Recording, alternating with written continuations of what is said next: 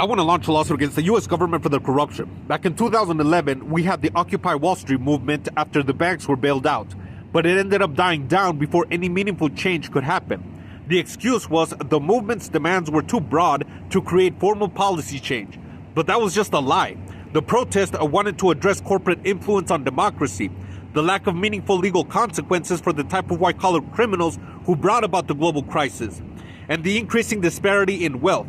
The demands were clear and the change was possible. They just fed us their bullshit and we took it.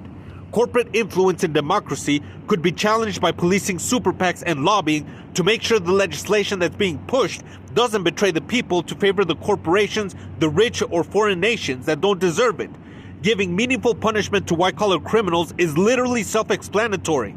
The rich shouldn't be allowed to buy justice or use their money to stall courts and manipulate the system.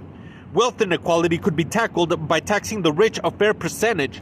Paying millions of dollars in taxes when you have billions of dollars is not a fair ratio.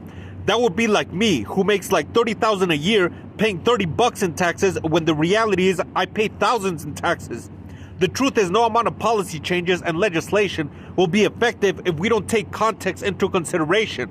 Blindly following things gives way to technicalities, loopholes, and doublespeak manipulation.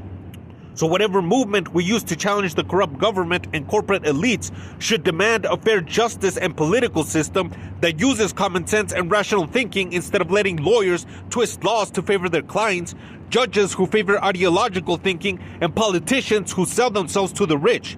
Please support this organization by subscribing so we can pool together our support and sue the government for feeding us their bureaucratic bullshit.